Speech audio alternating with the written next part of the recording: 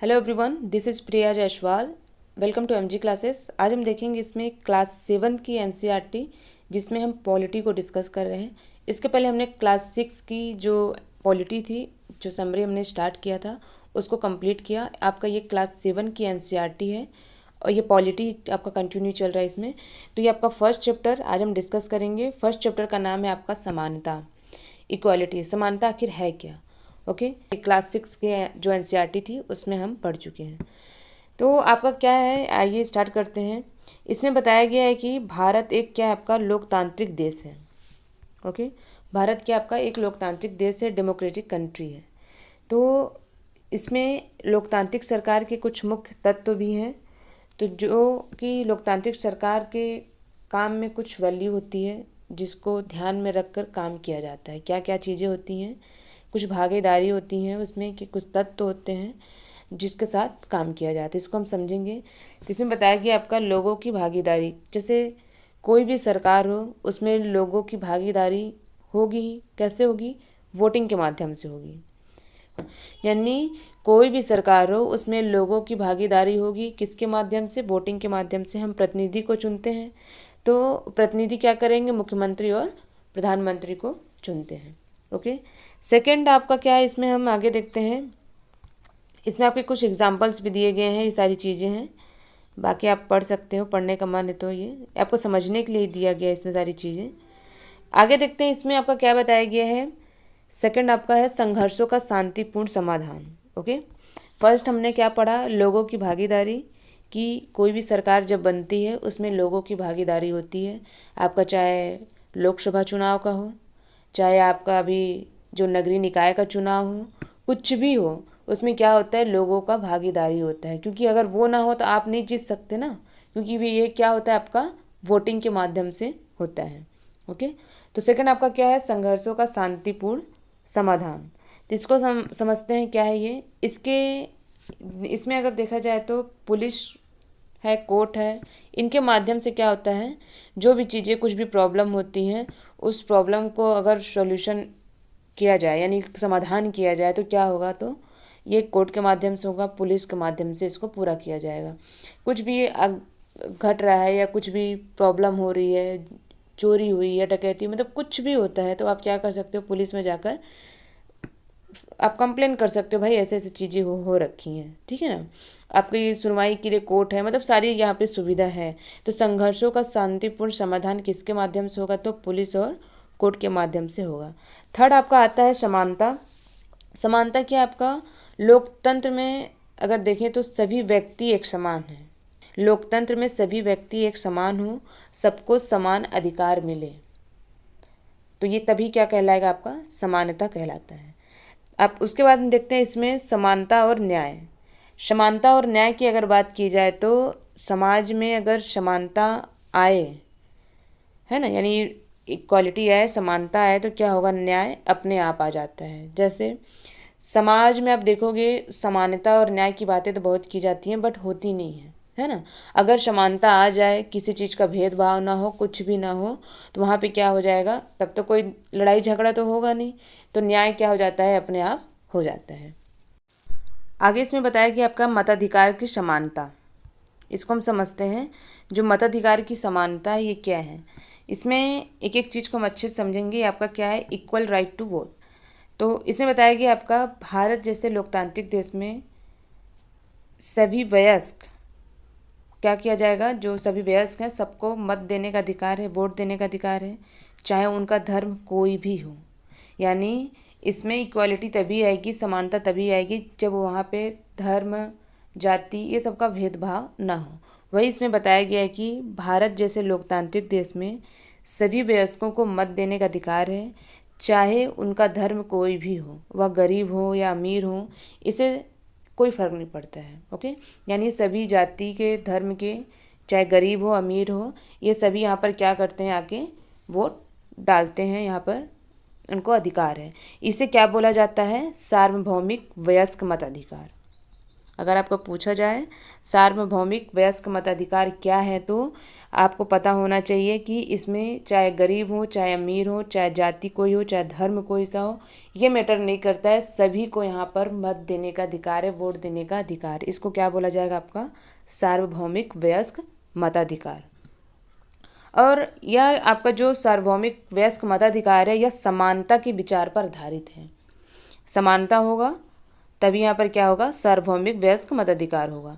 तो ये क्या है? आपका समानता के विचार पर आधारित है। ओके, आगे देखते हैं। इसमें हम असमानताएं के बारे में, कुछ असमानताएं इसमें बताई गई हैं, इनइक्वालिटीज़ के बारे में कि क्या क्या असमानताएं हैं। इसमें अगर असमानताएं के बारे में बात की जाए तो इसमें बहुत से लोग में से एक हैं जो भारतीय लोकतंत्र में तो रहते हैं, जिन्हें मताधिकार भी प्राप्त है, लेकिन जिनका दैनिक जीवन और कार्य की स्थितियां समानता से बहुत ज़्यादा अलग हैं, जिनकी जाति व्यवस्था अलग है, उनका काम अलग है, वो निर्धन है। तो मतलब ये सब चीज़ों को लेकर काफ़ी ज़्यादा इसमें फ़र्क पड़ता है। जैसे जाति व्यवस्था का है तो इसमें क्या होगा? चाहे वो ग्रामीण इलाके के हों, चाहे वो शहर के इलाके के हों, इसमें भी क्या होता है? आपका जाति व्यवस्था का बहुत ज़्यादा ही फ़र्क पड़ता है। जैसे बोलने के लिए तो सब बोलते हैं इससे फ़र्क नहीं पड़ता है, लेकिन आप देखोगे तो आपके आसपास में देखोगे तो आपको पता चल ही जाएगा। ओके, तो जैसे आपका वैवाहिक विज्ञापन होता है, तो वैवाहिक विज्ञापन में क्या होगा? विज्ञापन छपवा कर दे देते हैं, भाई ये हमें ये कास्ट का लड़का, ये कास्ट की हमें लड़की चाहिए। तो इसमें क्या आया? आपका जाति भेदभाव आया। तो मतलब इसमें क्या बोला गया? आपका जाति व्यवस्था इसमें बताई गई है। ठीक है, यानी अगर देखा जाए जाति भेदभाव का तो काफ़ी ज़्यादा इसमें फ़र्क पड़ता है। आप इसके पहले हमने देखा था ST SC को लेकर सारी चीज़ों को हमने समझा था, जो दलित हैं, आगे हम देखेंगे, इसमें कंटिन्यू पढ़ेंगे। तो ये आपको बता दें, जो गरीबी है, अमीरी है, जाति व्यवस्था है, ये ऊंच नीच है, ये काफ़ी लंबे समय से चीज़ें चली आ रही हैं, जो कि आज भी कंटिन्यू चल रही हैं। ठीक है, बोलने की बातें हैं कि भाई ये सब चीज़ नहीं है, भेदभाव नहीं है, मगर ये चीज़ें एक्चुअल में हैं। आगे देखते हैं हम इसमें आगे देखते हैं। बताया गया आपका इसमें दलित को लेकर बताया गया है कि जो दलित होते हैं वो कैसे हैं। ठीक है, तो इसमें दलित का अर्थ क्या हो गया? आपका कुचला हुआ या दबाया गया हो। जैसे दलितों का यह संकेत है कि हमें उनके साथ भेदभाव किया गया है, यानी इन्हें क्या बोला जाता था? ये निचली जाति के नाम से ये लोग काफ़ी ज़्यादा जाने जाते थे, और ये स्वयं को भी निचली जाति के नाम से ही संबोधित करते थे। तो यहाँ पर देख सकते हो, जो दलित एक ऐसा शब्द है जो निचली कही जाने वाली जाति के लोग स्वयं को संबोधित करने के लिए इसको यूज़ करते थे। ओके, तो इसमें बताया गया आपका जो दलित का अर्थ होता है क्या? आपका कुचला हुआ या टूटा हुआ। और इस शब्द का इस्तेमाल करके दलित यह संकेत करते थे कि पहले भी उनके साथ बहुत ज़्यादा ही इसमें भेदभाव हुआ है, जो कि आज भी हो रहा है। चीज़ें कोई भी मतलब कुछ बदली हुई नहीं है। इसमें आगे बताया गया आपका ओम प्रकाश वाल्मीकि, जो कि क्या है? ये प्रसिद्ध दलित लेखक हैं। ये आप याद रखना, एग्ज़ाम में ये पूछ सकता है। ओके, क्या नाम है इनका? ओम प्रकाश वाल्मीकि, और ये एक बहुत ज़्यादा प्रसिद्ध दलित लेखक हैं। ओके, याद रखना क्या है? दलित लेखक हैं। इनकी एक आत्मकथा है, तो आत्मकथा का क्या नाम है? तो जूठन। आप पढ़ सकते हो इसमें। तो क्या आपका ये आत्मकथा है? इनका आत्मकथा कौन सा है? तो जूठन। नाम याद रखना, अगर एग्ज़ाम में पूछे ओम प्रकाश वाल्मीकि कौन है, तो ये प्रसिद्ध दलित लेखक हैं। इनकी एक आत्मकथा है, क्या है? जूठन। ठीक है, नाम को याद रखना। आगे देखते हैं। इसमें ये आप देख सकते हो, इसमें दिया गया है ओम प्रकाश वाल्मीकि की जूठन, है ना, मतलब एक आत्मकथा है ये। आगे देखते हैं। इसमें हम बताया गया है कि जब भी किसी के साथ असमानता का व्यवहार हो तो उनके सम्मान में ठेस पहुंचती। यानी क्या है? आप किसी के साथ भी अच्छा व्यवहार नहीं करेंगे, किसी के भी साथ आप उनके सम्मान को ठेस पहुंचाएंगे, तो क्या होगा? उनके आत्मसम्मान को ठेस पहुंचेगी। ओके, यानी प्रत्येक व्यक्ति अगर देखा जाए तो सम्मान और गरिमा का हकदार है। इसमें कुछ एग्जाम्पल हैं, इस एग्जाम्पल को देख के आप अच्छे से समझ सकते हो। जैसे आप यहाँ चित्र में देखिए, अब ये क्या है? या तो गरीब है या तो ये नीचे जाति के हैं। ठीक है, तो ये क्या कर रहे हैं? यहाँ पे जूता पॉलिश किया जा रहा है, लेकिन ये क्या है? इनका तरीका आप देख सकते हो। ठीक है, तो इससे क्या होता है? इनके आत्मसम्मान को ठेस पहुँचती है। यही सब मतलब छोटी छोटी चीज़ें हैं जो भी इन सब चीज़ों को ध्यान रखेंगे। आप यहाँ पर देख सकते हो कि 1975 में बनी दीवार फिल्म में जूते पॉलिश करने वाला एक लड़का फेंक कर दिए गए पैसे को उठाने से इनकार कर देता है। वह मानता है कि उसके काम की भी गरिमा है और उसे उसका भुगतान आदर के साथ किया जाना चाहिए। यानी आप अगर वो काम कर रहे हो, आप उसको पैसा दे रहे हो, तो भाई उसको इज्जत के साथ दो ना, फेंक के मत दो। क्या है, उसका भी एक गरिमा है, एक गरिमा होती है इस टाइप से। ठीक है, यही सब सारी चीज़ें हैं इसमें। आगे देखते हैं, इसमें भारतीय लोकतंत्र में समानता को समझते हैं। जो भारतीय लोकतंत्र हैं उसमें समानता के बारे में हम डिस्कस करेंगे। यानी आपका क्या है, इक्वालिटी इन इंडियन डेमोक्रेसी। तो भारतीय संविधान सभी व्यक्तियों को समान मानता है। ठीक है, जो भारतीय संविधान है सभी व्यक्तियों को समान मानता है। इसके बाद भी असमानता खत्म नहीं हुई है। आप आसपास में देख सकते हो अपने कि भारतीय संविधान क्या किया है। जब भी ये बना है संविधान तभी सबको क्या करता है, संविधान में सारी चीज़ें क्लियर हैं कि भारतीय संविधान सभी व्यक्तियों को समान मानता है। इसके बाद भी अगर देखोगे अपने आसपास में तो क्या है, असमानता खत्म नहीं हुई है। तो इसका अर्थ है कि किसी देश के व्यक्ति, चाहे वो पुरुष हो या स्त्री, किसी भी जाति, धर्म, शैक्षिक व आर्थिक पृष्ठभूमि के संबंध रखते हो, वे सब समान माने जाएंगे। लेकिन इसके बाद भी हम यह नहीं कह सकते हैं कि असमानता खत्म हो गई है। आप अब यह खत्म करने की आप मतलब सोच भी नहीं सकते हैं कि खत्म हो गई है। सिर्फ बोलने की बातें होती हैं कि हाँ असमानता नहीं है, भेदभाव नहीं है, लेकिन चीज़ें आज भी हैं। ओके, तो समानता को स्थापित करने के लिए संविधान में जो प्रावधान है, कुछ कुछ प्रावधान दिए गए। इसमें जो प्रावधान है इसको हम समझते हैं। ओके, समानता को स्थापित करने के लिए क्या क्या प्रावधान किए गए हैं। तो इसमें आपका अगर देखोगे तो सबसे पहले कानून की दृष्टि में हर व्यक्ति समान है। क्या है, कानून की दृष्टि में हर व्यक्ति समान है। इसका तात्पर्य यह है कि हर व्यक्ति को देश के राष्ट्रपति से लेकर कांता जैसी घरेलू काम करने वाली जो नौकरानी हैं, जो काम करती हैं, महिला हैं, यहाँ तक कि सभी को एक ही जैसे कानून का पालन करना होता है। दूसरा, किसी भी व्यक्ति के साथ उसके धर्म, जाति, वंश, जन्म स्थान और उसके स्त्री या पुरुष होने के आधार पर भी भेदभाव नहीं किया जा सकता है। यानी बोलते हैं ना भाई, लिंग के आधार पर, जाति के आधार पर, धर्म के आधार पर, वंश के आधार पर आप इनको भेदभाव नहीं कर सकते हो। जन्म स्थान के आधार पर या ये महिला हैं कि पुरुष हैं, आप भेदभाव नहीं कर सकते हो। तीसरा है कि हर व्यक्ति सार्वजनिक स्थानों पर जा सकता है जिनमें खेल के मैदान हैं, होटल हैं, दुकान, बाजार आदि सम्मिलित हैं। यानी कोई भी कास्ट के हों, कोई भी जाति धर्म के हों, वो दुकान में, जो खेल का मैदान है, होटल है, सारे जगह पर वो वहाँ पर सम्मिलित हो सकते हैं, जा सकते हैं। सब लोग सार्वजनिक कुओं, सड़कों और नहाने के घाटों का उपयोग कर सकते हैं। चौथा है, अस्पृश्यता का उन्मूलन कर दिया गया। ये तो बहुत बड़ी चीज़ है जिसको किया गया है कि इसे कानूनी अपराध बना दिया गया है। ठीक है, गांव में आप आज भी चले जाओ, वहाँ पे छुआछूत खत्म नहीं हुई है। आप चले जाओगे वहाँ पर देखोगे छुआछूत चीज़ें चलती है, जो कि बहुत बड़ी चीज़ है। ठीक है ना, आगे देखते हैं हम इसमें शासन ने संविधान द्वारा मान्य किए गए समानता के अधिकार को दो तरह से लागू किया है। पहला क्या है, कानून के द्वारा, और दूसरा क्या है, सरकार की योजनाओं व कार्यक्रमों द्वारा सुविधाहीन समाजों की मदद करना। इस तरीके से क्या किया गया है, इसमें संविधान द्वारा जो मान्य किए गए हैं, जो समानता के अधिकार हैं, इनको यहाँ पर लागू किया गया है। तो आगे देखते हैं इसमें हम कि किस तरीके से इसको लागू किया गया है। सबसे पहले इसमें बताया गया आपका मध्याह्न भोजन। ठीक है, मिड डे मील स्कीम जो चला था, इसमें सरकार द्वारा उठाया गया कदम है। इस कार्यक्रम के अंतर्गत देखें तो सरकारी प्राथमिक स्कूल के बच्चों को दोपहर का भोजन स्कूल के द्वारा कराया जाता है। ठीक है, अब ये देख सकते हो चित्र में सरकारी स्कूल के बच्चे, इसमें क्या हो रहा है, इसमें मध्याह्न भोजन बनाया जा रहा है, जिसमें ये कार्यक्रम के तहत है। ठीक है, सरकार द्वारा चलाया गया जो कार्यक्रम है, इसके अंतर्गत सरकारी प्राथमिक स्कूल के बच्चों को दोपहर का भोजन स्कूल के द्वारा कराया जाता है। और यह योजना स्टार्ट भी हुआ है तो भारत में सर्वप्रथम कहाँ स्टार्ट हुआ, तो तमिलनाडु राज्य में प्रारंभ हुआ। और उसके बाद 2001 में सुप्रीम कोर्ट यानी उच्चतम न्यायालय ने सभी राज्यों को, सरकार को अपने स्कूलों में 6 माह के अंदर इसको आरंभ करने का निर्देश दिया।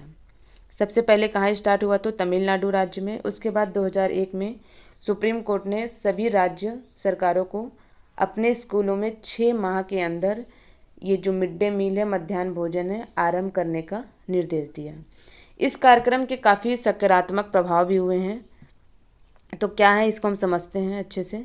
सबसे पहले इसमें है भोजन मिलने के कारण जो गरीब बच्चे हैं ये अधिक संख्या में स्कूल जाना स्टार्ट कर दिए, यानी स्कूल में कई ज़्यादा बच्चे क्या हुए यहाँ पर प्रवेश लिए और नियमित रूप से स्कूल का भी इनका जाना शुरू हुआ। सबसे पहला।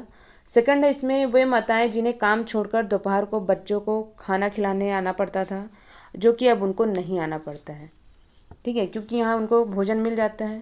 थर्ड है जातिगत पूर्वाग्रहों को कम करने में सहायता मिली, क्योंकि स्कूल में उच्च जाति के जो बच्चे हैं, उनके जो उच्च जाति के बच्चे हैं, जो गरीब बच्चे हैं, नीचे जाति के बच्चे हैं, सब क्या करते हैं यहाँ पर एक साथ बैठकर खाते हैं। और जो वहाँ पर भोजन पकाने के लिए महिला हैं या पुरुष जो भी भोजन पकाते हैं वो क्या है, दलित महिला को यहाँ पर रखा गया है। तो ये इससे क्या हो रहा है, इक्वालिटी आ रही है। तो सारी चीज़ें यहाँ पर सकारात्मक प्रभाव है, आप देख सकते हो, है ना। उसके बाद है इसमें कि निर्धन विद्यार्थियों की भूख मिटाने के लिए प्लस खाली पेट जो स्कूल आते थे बच्चे और पढ़ाई में ध्यान नहीं लगता था, ध्यान केंद्रित नहीं कर पाते थे, ये चीज़ें भी क्या हुई हैं, पूरी हुई हैं। क्यों? क्योंकि उनको टाइम से भोजन यहाँ पर मिल जाता है। आगे इसमें बताया गया है कि जो प्रजातांत्रिक समाज में समानता स्थापित करना मतलब एक सतत संघर्ष है, जिसमें व्यक्तियों को विभिन्न समाजों को सहयोग देना चाहिए। यानी आप अगर देखोगे तो इसमें प्रजातांत्रिक समाज में समानता स्थापित करना एक क्या है, सतत संघर्ष है, यानी हमेशा एक संघर्ष बना रहता है। क्यों? जो काम कर रहे हैं वो अमीर हो रहे हैं, मतलब जो अमीर हैं अमीर हो रहे हैं। अगर आप थोड़े से भी रुक गए, पीछे हो गए, तो आप भी पीछे हो जाओगे, है ना।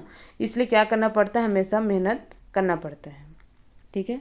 तो वही बताया जा रहा है इसमें, हमेशा संघर्ष, जिससे व्यक्तियों को विभिन्न समाजों को सहयोग देना है। मतलब प्रजातांत्रिक समाज में समानता स्थापित करना एक सतत संघर्ष है। इसमें जो शासकीय कार्यक्रम है अवसरों की समानता बढ़ाने में महत्वपूर्ण भूमिका निभा रहे हैं, किंतु अभी बहुत कुछ करने की आवश्यकता है। मध्याह्न भोजन कार्यक्रम ने निर्धन बच्चों को स्कूल में प्रवेश, उनकी उपस्थिति में बढ़ोतरी हुई है। लेकिन फिर भी इस देश में वे स्कूल जहां अमीरों के बच्चे जाते हैं उन स्कूलों में बहुत अलग है, ठीक है, यानी काफ़ी चीज़ें क्या है, डिफरेंट है। तो अगर आप बोलोगे कि सारी चीज़ें चेंज हो गई, तो नहीं हुई हैं, लेकिन हाँ इससे क्या हुई, धीरे धीरे कुछ चीज़ें अच्छी हुई हैं। आगे इसमें बताया गया आपका जो अन्य लोकतंत्रों में जो समानता के मुद्दे हैं क्या क्या है, हम इसको समझेंगे अच्छे से। इसमें बताया गया आपका कि जो भारतीय लोकतंत्र है एक ऐसा लोकतंत्र है जहाँ असमानता का अस्तित्व है और जहाँ समानता के लिए संघर्ष जारी है आज भी। अगर देखा जाए तो संसार के अधिकांश लोकतांत्रिक देशों में समानता के मुद्दों पर विशेष रूप से संघर्ष हो रहा है, क्योंकि समानता आज भी नहीं है ना, सिर्फ बोला जाता है। उदाहरण के लिए अगर देखा जाए तो इसमें सबसे पहले संयुक्त राज्य अमेरिका में अफ्रीकी अमेरिकन लोग हैं जिनके पूर्वज क्या थे, गुलाम थे और अफ्रीका से ये लोग लाए गए थे। वे आज भी अपने जीवन को मुख्य रूप से असमान बताते हैं, जबकि 1950 के अंतिम दशक में अफ्रीकी अमेरिकनों को समान अधिकार दिलाने के लिए आंदोलन भी हुआ था। इससे पहले अफ्रीकी जो अमेरिकन थे उनके साथ संयुक्त राज्य में बहुत असमानता का व्यवहार होता था और कानून भी उन्हें क्या करती थी, समान नहीं मानती थी। उसके कारण क्या हुआ, जैसे एग्जाम्पल भी दिया गया इसमें कि उदाहरण के लिए बस से यात्रा करते समय उन्हें बस में पीछे बैठना पड़ता था, या जब भी कोई गोरा आदमी बैठना चाहे तो उन्हें क्या किया जाता था, अपनी सीट से उठ जाना पड़ता था। यानी ये भेदभाव उस समय से चले आ रहे हैं। आप यहाँ पर देख सकते हो, ये रोज पार्क्स हैं, एक अफ्रीकी अमेरिकन औरत हैं ये, जिनकी एक विद्रोही प्रतिक्रिया ने अमेरिका इतिहास की दिशा ही बदल दी। आप यहाँ पर पढ़ सकते हो। यहाँ पर आप देखिए जो ये हिस्ट्री क्या है इसको समझते हैं थोड़ा। इसमें बताया गया है कि एक अफ्रीकी अमेरिकन महिला थी जो 1 दिसंबर 1955 को दिन भर काम करके थक जाने के बाद बस में उन्होंने अपनी सीट को एक गोरे व्यक्ति को देने से मना कर दिया, और उस दिन उनके इनकार से अफ्रीकी अमेरिकन के साथ असमानता का विरोध काफ़ी ज़्यादा ये विशाल रूप से आंदोलन प्रारंभ हो गया। मतलब जो आंदोलन प्रारंभ हुआ, ये आंदोलन किस नाम से जाना गया है? तो नागरिक अधिकार आंदोलन, यानी सिविल राइट्स मूवमेंट। अगर पूछा जाए सिविल राइट्स मूवमेंट क्या है तो आपको ये पता होना चाहिए। ओके, क्या है आपका? ये नागरिक अधिकार आंदोलन, सिविल राइट्स मूवमेंट कहलाया ये। क्यों? क्योंकि उन्होंने मना कर दिया था। 1964 में नागरिक अधिकार अधिनियम ने नस्ल, धर्म और राष्ट्रीय मूल के आधार पर भेदभाव निषेध कर दिया, और इसने यह भी कहा कि अफ्रीकी अमेरिकन बच्चों के लिए सब स्कूलों के दरवाजे खोले जाएंगे और उन्हें उन अलग स्कूलों में नहीं जाना पड़ेगा, यानी सभी क्या होंगे? अच्छे से एक साथ पढ़ेंगे, जो विशेष रूप से केवल उन्हीं के लिए खोले गए थे। इतना होने के बावजूद भी अधिकांश बच्चे क्या है? अफ्रीकी अमेरिकन के गरीब हैं। मतलब आज भी क्या है, अगर बताया जाए तो ये असमानता आज भी है। ठीक है, गोरे, सावले प्लस ऊंच नीच, जाति, धर्म, ये सारी चीज़ें आज भी यहाँ पर पाई जाती हैं। भारत के संविधान के अनुच्छेद 15 के अंश क्या हैं देखते हैं। धर्म, मूलवंश, जाति, लिंग या जन्म स्थान के आधार पर इसमें विभेद का प्रतिषेध बताया गया है। समझते हैं। राज्य किसी नागरिक के विरुद्ध केवल धर्म, मूलवंश, जाति, लिंग, जन्म स्थान या इनमें से किसी के आधार पर कोई विभेद नहीं कर सकता है। क्या क्या है? राज्य किसी नागरिक के विरुद्ध धर्म, मूलवंश, जाति, लिंग, जन्म स्थान या इनमें से किसी के आधार पर कोई विभेद नहीं कर सकता। संविधान के अनुच्छेद कितना? 15 के अंश के तहत है। कोई नागरिक केवल धर्म, मूलवंश, जाति, लिंग, जन्म स्थान या इनमें से किसी के आधार पर दुकानों, सार्वजनिक भोजनालयों, होटलों और सार्वजनिक मनोरंजन के स्थानों में प्रवेश या फिर राज्य निधि से पोषित या साधारण जनता के प्रयोग के लिए समर्पित जो कुआं है, वहाँ पर तालाब है, स्नान घाट है, सड़कों और सार्वजनिक समागम के स्थानों का भी उपयोग कर सकते हैं। इसके संबंध में किसी भी निर्योग्यता, दायित्व, निर्वर्धन या शर्त के अधीन नहीं होगा, यानी सारी चीज़ें क्या हैं? सबके लिए समान है। ओके, इसमें क्या है कि लोकतंत्र की चुनौती है, जो कि अगर देखा जाए तो वाकई में समानता असमानता को लेकर लोकतंत्र के पास सबसे बड़ी चुनौती है। किसी भी देश को पूरी तरह से लोकतंत्री नहीं कहा जा सकता। हमेशा से ही ऐसे समुदाय और व्यक्ति होते हैं जो लोकतंत्र को नए अर्थ देते हैं और अधिक से अधिक समानता लाने के लिए नए नए सवाल उठाते हैं। इसके केंद्र में वह संघर्ष है जो कि सभी व्यक्तियों को समान और सम्मान दिलाने का पक्षधर होता है। ओके, यानी सिंपल सी बात सिर्फ इतना है कि सब व्यक्तियों को समानता और उनके आत्मसम्मान को ऊंचा रखने की भावना को लोग स्वीकार नहीं करते हैं, कर रहे हैं धीरे धीरे या कुछ नहीं कर रहे हैं। तो इसलिए नहीं बोला जा सकता कि भेदभाव, जो असमानता है, ये सारी चीज़ें ख़त्म हो गई। आज भी है, हाँ पहले से बेहतर है, ये बोल सकते हैं। ठीक है, तो ये आपका जो चैप्टर था कंप्लीट हुआ। आप इसको क्वेश्चन को बनाएंगे, जो कुछ डाउट होगा आप पूछ सकते हैं इसमें। कल हम देखेंगे इसमें आपका चैप्टर 2। ओके, तो गरिमा क्या होता है, संविधान क्या है, उसके बाद आपका सार्वभौमिक वयस्क मताधिकार क्या है, ये सब चीज़ें आपको पता होना चाहिए। क्योंकि अगर एग्ज़ाम में आता है तो आप नाम सुन के ही चौंक जाते हैं भाई कि ये सार्वभौमिक वयस्क मताधिकार क्या है। पढ़े नहीं रहोगे तो पता नहीं होता है, तो इसको क्या आपको समझना है, तो ये आपके माइंड में रहेगा। गरिमा क्या है, संविधान क्या है। ओके, तो ये सब आपको याद होना चाहिए। आगे हम देखेंगे नेक्स्ट वीडियो में आपका चैप्टर 2। Okay, thank you.